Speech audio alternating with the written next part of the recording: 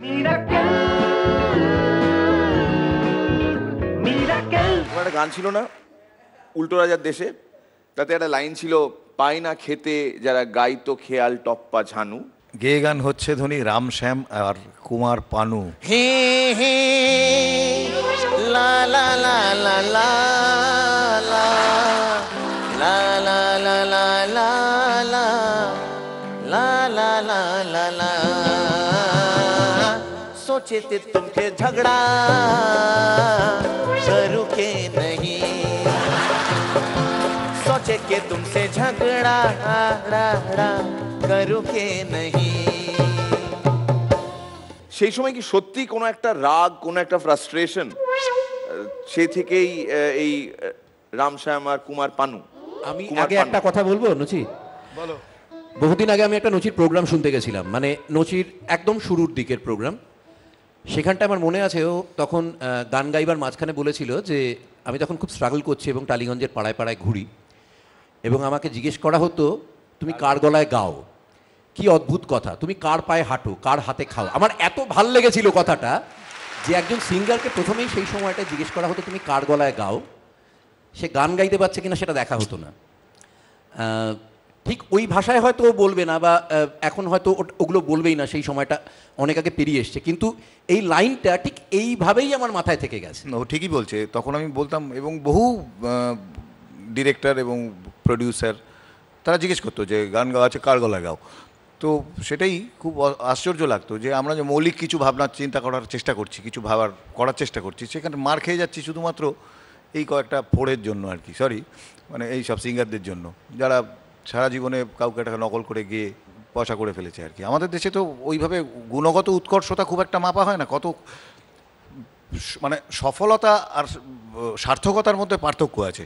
সফলতাটাকেই বেশি দেখা হয় আর কি, লোকটা কত সফল, কটা গাড়ি আছে, কটা বাড়ি আছে, আদৌ সফল কি না, তার গান আজও কেউ গুনগুন করে কি, তার গান ঘুমের ঘরে কারুর মনে পড়ে কি, কাঁদায় কি, এটা নিয়ে ভাবে না কেউ। যাকে যা হয়েছে হয়েছে। আমাদের next contestant, next performer, please welcome Howrah থেকে সুদীপ চক্রবর্তী।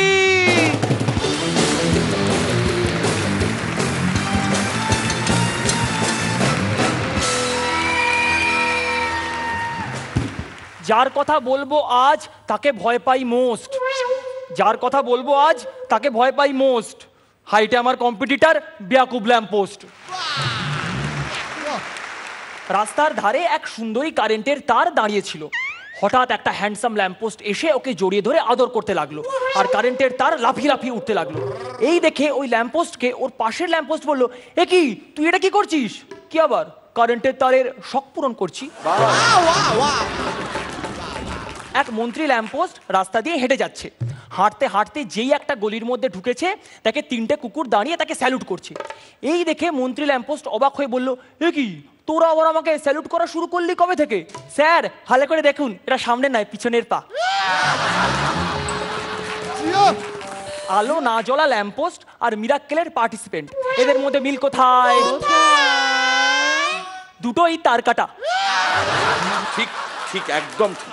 রাস্তার ধারের এক সুন্দরী ল্যাম্পপোস্ট একদিন তার পূর্ব দিকের বাড়িকে বলল, আজ আমি সারাদিন ফাঁকা আছি, তোমার যখন ইচ্ছা তুমি চলে এসো। সারা দিন গেল কিন্তু পূর্ব দিকের বাড়ি এলো না। পরের দিন ল্যাম্পপোস্ট ওই পূর্ব দিকের বাড়িকে বলল, কি হলো তুমি সারাদিনে একবারও এলে না যে?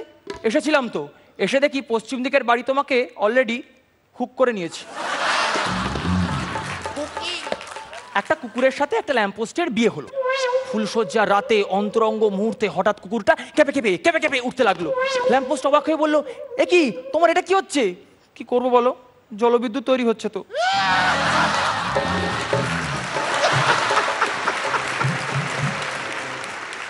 ভোর হয়ে গেছে, থাক খতম করি।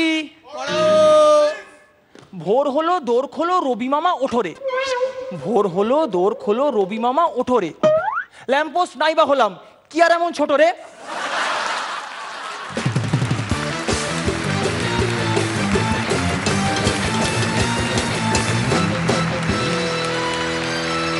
রনিদা, আজকে মাঝামাঝি গেছে বলে মনে হয়েছে। ভয়ঙ্কর যে এনজয় করেছি সেরকমও নয়, আবার কিছু ভালো ছিল, সেগুলো এনজয় করেছি, সব মিলিয়ে চমৎকার। All the best. শ্রীলেখা। অবাক হয়ে শুনছিলাম এবং মনে হচ্ছিল যে আমাদের ইমাজিনেটিভ সব কিছুকে চ্যালেঞ্জ জানাচ্ছ তুমি, যে আর কি কি ইমাজিনেটিভ, আর কি কি ইমাজিন করা যেতে পারে। এখন যা কিছু দেখবো তাকে নিয়েই ভাববো যে এর সাথে এই, এর সাথে তাই, হোয়াট এভার, বাট এনজয় করেছি, ইন্টারেস্টিং লেগেছে। পরান্দা, বিস্ময় মিশ্রিত একটা আনন্দ এইটুকু মানে ভোগ করেছি। হই হই করে হাসির কোনো ব্যাপার নেই, কিন্তু এইটা করার জন্য হ্যাটস অফ, ভেরি গুড, নতুন কিছু, তার জন্য তুমি মানে প্রেজবার দিই। আমাদের গেস্ট জাজে কেমন লেগেছে সুদীপের পারফরমেন্স? বুদ্ধিদীপ্ত। যাও।